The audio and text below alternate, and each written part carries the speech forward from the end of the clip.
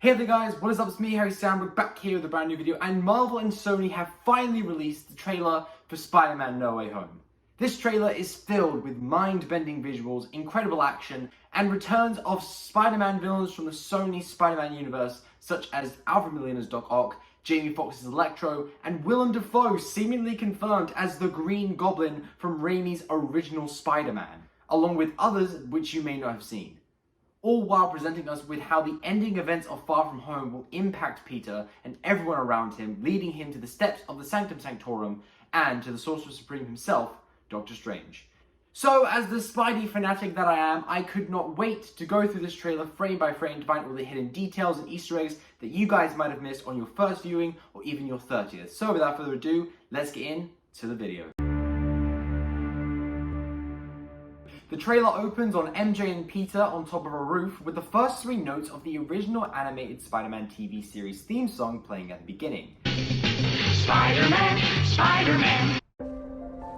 There is also a piece of graffiti in the background dedicated to Steve Ditko, co-creator and artist at Marvel Comics along with Stan Lee. MJ is reading a New York Post newspaper where on the left it reads, "The best sports in town" along the top, and below that, "Pray for New York," with a figure standing next to it, probably a baseball player. But the main headline is on the right side, which reads, "Peter Parker and his Spider Minions," with the front cover actually showing Peter's face on Spider-Man's body being the puppet master of 2 figures who have heads that look to be Ned and MJ. And this all correlates with the report that MJ is reading about Peter having hypnotic abilities, which is actually something that most spiders have the ability to do by hypnotizing female spiders. We then get Peter and MJ swinging through New York, but this time with J.K. Simmons as J. Jonah Jameson reporting on the news dropped in Far From Home on the various screens in Times Square. So this is most likely after the whole reveal of Peter Parker's identity in Far From Home, and the movie will probably pick up right after those events occurred. We then see Peter handcuffed inside the New York City Police Department with 2 somewhat lit figures walking by. The first guy in front is hard to make out, but he could be a cop or agent of some sort, but the person behind him does look similar to none other than Charlie Cox, aka Daredevil, who was rumored to have a role in this movie as Peter's lawyer. Peter makes his case to this guy who knows that the drones belong to him, which, even though Mysterio did manipulate the tape and control the drones at the end of Far From Home, is still technically true considering Tony entrusted Edith to Peter. Peter is then seen talking to this guy who works for the DODC, which could be 2 separate departments, either the Department of Damage Control, who has had a prominent role in movies such as Spider-Man Homecoming, or even the Department of Defense Components, which is responsible for providing military forces needed to deter war and protect the security of the country.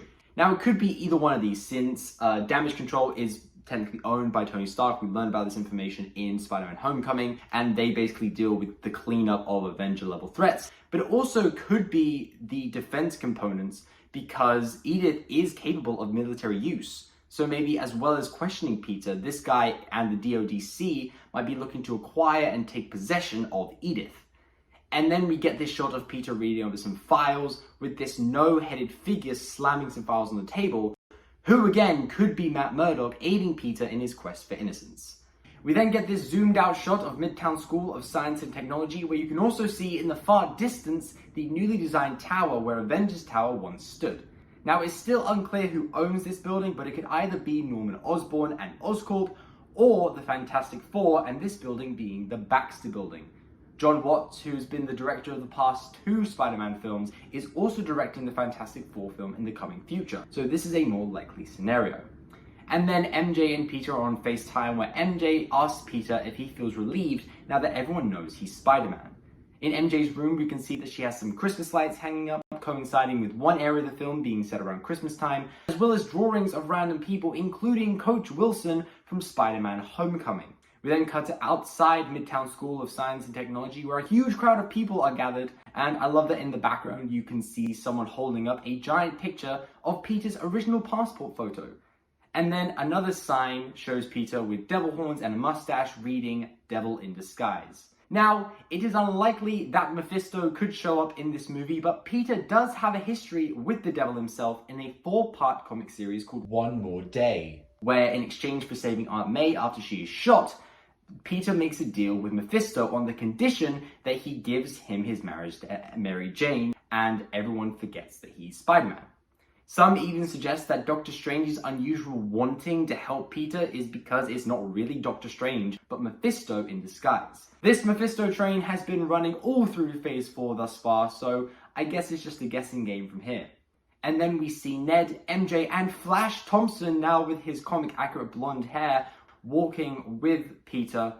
And then we have Peter in this apartment building setting, maybe even in witness protection of some kind, so that the feds and police can keep an eye on him. We then see MJ and Peter on top of a bridge with a news chopper reading WYPE, New York News Channel 1. And the bridge that Peter and MJ are standing on is none other than the Greensboro Bridge, which was actually the setting of the bridge fight between Spider-Man and the Green Goblin in Sam Raimi's original Spider-Man. Betty Brant returns on the TV in the top right, reporting on Peter's arrival to Midtown School of Science and Technology, with all the kids shoving cameras in Peter's face. And this shot actually mirrors the exact same hallway shots from Spider-Man Homecoming, with the same mural in the background. In that shot, no one really noticed Peter, and he just shoved his way through the crowd. Well, now, instead of everyone turning away from him, they're all focused on him because his identity has been revealed as Spider-Man. Peter and May are then seen watching the Daily Bugle news on TV as they're eating takeouts, probably from the same place as we saw in Homecoming, with red and blue lights flashing outside, and this is most definitely the scene where Peter is finally arrested. And then we see Ned and Aunt May under interrogation.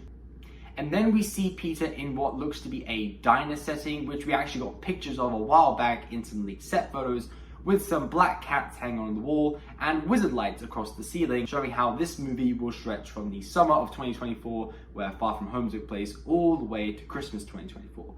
And I love that it's from these lights that he gets the idea to go see Doctor Strange, but also kind of harkens back to the argument about the big three that Bucky and Sam have in The Falcon and the Winter Soldier. I don't. There are no wizards. Doctor Strange Is a sorcerer. A sorcerer is a wizard without a hat. Think about it. Peter then makes his way to the Sanctum Sanctorum, which is actually looking very Winter Wonderlandy inside. And this could be due to a number of reasons. This could be due to a magic mishap, or because Doctor Strange and Wong were snapped out of existence for 5 years, the hole in the roof of the Sanctum Sanctorum might not have been repaired, and thus caused snow to fall directly through that hole, which was caused by the Hulk in Infinity War. Or maybe Doctor Strange is just getting ready for the Christmas times. In any case, I love that they have someone inside who's actually helping shovel up the snow, and if this was due to a magic mishap, it would be funny if this person was actually a sorcerer who decided to use the shovel instead of more magic. And then we get this interaction between Peter and Strange about what Peter can call him while he's asking for help, and this just shows how far they've come since Infinity War, since their first interaction was like this. I'm Peter, by the way. Doctor Strange. Oh, you're using your made-up names. I'm Spider-Man, then. But now there is a moral respect between the two ever since the events of Endgame. Doctor Strange is wearing a casual winter outfit while also donning his cloak of levitation, and his sweatshirt is from Columbia University, where he got his degree to become a neurosurgeon. And the Latin, in Levmen Tivo Vidibimvus Levimen, translates to, "In your light do we see light." And this might reflect how Strange, who is playing a similar mentor role as Tony did, might see the light within Peter after his multiversal adventure with him. And Doctor Strange is holding a mug which says, "Oh, for fuck's sake," which will be his reaction after he helps Peter with the spell. We then get a look at one of Peter's new suits for the movie, which is black and gold. Now, this suit was actually revealed in leaked toy photos from earlier this year, and is said to consist of mystical properties. So it is likely that this suit is either enhanced or created by Doctor Strange. And here we see Peter running through what looks to be Feast, Food, Emergency Aid, Shelter and Training, which was opened by Martin Lee, aka Mr. Negative. Now, both Feast and Mr. Negative had major roles in the Spider-Man PlayStation game, so it's great to see something from the games, such as Feast, make an appearance in the MCU. We then get this shot of Peter and MJ surrounded by a crowd of people, which is actually where the ending of Far From Home took place, based on the West 33rd Street sign in both shots.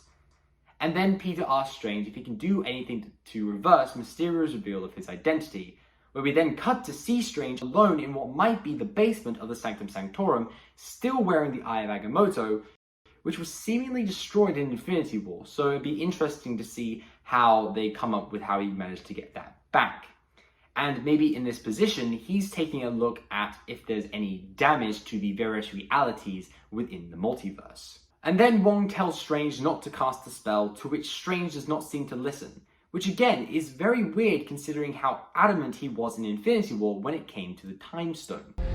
If it comes to saving you, or the kid, or the Time Stone, I will not hesitate to let either of you die. I can't, because the universe depends on it. Now I'm wondering where Wong could be heading off to. He seems to be going off somewhere in Asia based off the structure we see in the background of the portal, maybe to the temple that we saw in Doctor Strange, or maybe he's on his way to fight Abomination for the Ten Rings tournament, as we will see in Shang-Chi and the Ten Rings. And so Doctor Strange and Peter head down into the basement of the Sanctum Sanctorum to conduct the spell that will help reverse Mysterio's reveal of Peter's identity. Strange pours in this very weird liquid, and the spell seems to consist of these rings which seem to have some sort of runes in them and whatever inside this bowl. Maybe even one of these rings could reflect the sacred timeline that we saw in Loki. And Doctor Strange even plays around with a single strand of gold in mid-air, which could be a strand of Peter's hair. Now, we've actually seen some spells in the MCU use this exact process, like in Thor Ragnarok when Doctor Strange takes a piece of Thor's hair to find Odin, and even Agatha Harkness in WandaVision takes a strand of Wanda's hair when taking her on her little journey through her past. But then Peter questions his choice, wanting MJ, Ned, and Aunt May to stay unaffected. He tampers with the spell, causing the circles to wobble, and then a massive multiversal explosion occurs, ripping apart the walls and sending them in through some sort of wormhole, which Doctor Strange then seems to halt the progression of the spell in hopes of not tearing the universe apart, with now the multiple circles appearing on the base in a more handheld size. This film is essentially the next step in the multiversal saga, with WandaVision setting up Wanda and her involvement, Loki setting up the physical multiverse, and now this tampering could be what takes us into the next stage, which is Doctor Strange and the Multiverse of Madness, coming out in March of 2022.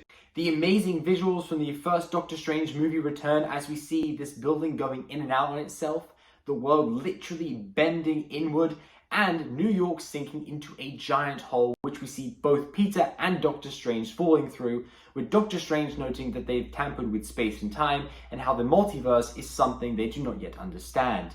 We even see Peter falling through something that looks similar to the mirror dimension. So maybe Doctor Strange is trying to trap him in there, but suddenly Peter just falls and crashes directly through it. We then get this amazing shot outside this building where we not only see Daily Bugle News and NY1 vans, but also what looks to be a sandstorm and yellow bolts of electricity. The bolts of electricity, of course, belonging to Jamie Foxx's Electro from The Amazing Spider-Man 2. Now, while Fox appeared blue in that movie, a deleted Instagram post from Fox seemingly confirmed that he'd played the same version, but that he, quote, won't be blue in this one. It's also worth noting that in that post, it also showcased 3 Spider-Men, but we'll get to that later. And then the supposed sandstorm could mark the return of Flint Marko from Raimi's Spider-Man 3. Whether Thomas Church will return remains to be seen, but based on the other villain castings, it could happen. And then we have this awesome train sequence between Strange without his cloak and Spider-Man, maybe in some type of fight with one another. But this train looks almost identical to the one from Spider-Man 2, where we get the iconic train fight between Doc Ock and Tobey Maguire's Spider-Man. Maybe portals were involved and Strange teleported it into what might be the Grand Canyon. Strange then snaps at Peter because he caused the spell to fall in on itself, because he lives his life both as Peter and Spider-Man, not just one or the other. We then see Strange use the ultimate argument stopper in the form of whacking Peter into his astral form. The same thing happened to Strange in Doctor Strange and the Hulk in Endgame. Now, what's interesting here is the mysterious cube that Peter is holding. It does have the same insignia as on the window of the Sanctum Sanctorum on the front, suggesting that it is a relic of some kind. But why would Peter have this, and why is Strange stopping him? Maybe this is something that can help solve the issues brought upon them. But because Strange has already used magic once to help Peter, and Peter wants to try again, Strange stops him from doing so. I've also read reports that this cube could be some sort of imprisonment device for the various multiversal enemies that we're going to encounter. Only time will tell, I guess. We then get a shot of Peter in his iron spider suit on a freeway, which we do see in a little bit. Soldiers closing in on a mysterious blown up location, which also seems to involve Happy Hogan in some capacity, because we see the soldiers right behind him. And then we get this shot of Peter in a suit, somewhere dark, with something trying to claw at him, but is stopped by a force field. Now, after adding some exposure to this one frame, this looks like it could be Dr. Kirk Connors himself, aka the Lizard from The Amazing Spider-Man, purely based off the shape of the creature. And then we get this action shot of some more sand and yellow electricity with Peter in his black and gold suit, him fighting Electro and maybe Sandman, and then the sighting of a Raimi classic pumpkin bomb, which belongs to none other than Willem Dafoe's Green Goblin, laugh included, from the original Spider-Man film, blowing up the same freeway we saw earlier, with a sign pointing towards the George Washington Bridge, which in the comics is where Gwen Stacy meets her demise. There's also a sign that leads to the Hudson, which is a reference to Spider-Man 2, because it is here where Doc Ock not only restarts his fusion experiment, but it's also where he makes his sacrifice to save New York before his fusion reactor explodes. Strange's voice plays over darkness, telling Peter he better be careful about what he wishes for, as we then see Peter standing next to Paula Newsome's character, and then the reveal of Alfred Molina's Doc Ock from Sam Raimi's Spider-Man 2. Now in this scene, it seems as though he's talking to Tom Holland's Spider-Man, who we then see suit up into his Iron Spider suit, and even if that's the case, that is a maybe likely, but an even more likely scenario is that he's not talking to Tom, but rather Tobey Maguire. Now with all these villains showing up, such as Doc Ock, Electro, Green Goblin, and supposedly Sandman and the Lizard, that gives us 5 villains in this already jam-packed movie. And if Mysterio's alive, that gives us 6, which could lead to the formation of a group that is most definitely sinister.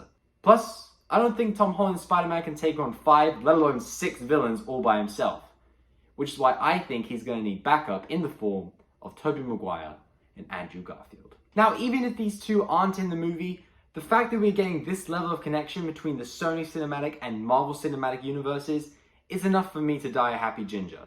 But I want to hear your thoughts on this trailer, so let me know them down in the comments below, and be sure to let me know if there's anything I missed in this trailer breakdown. Make sure to like, subscribe, and hit the bell to get notified of my next upload, and I'll see you guys in the next video. Peace.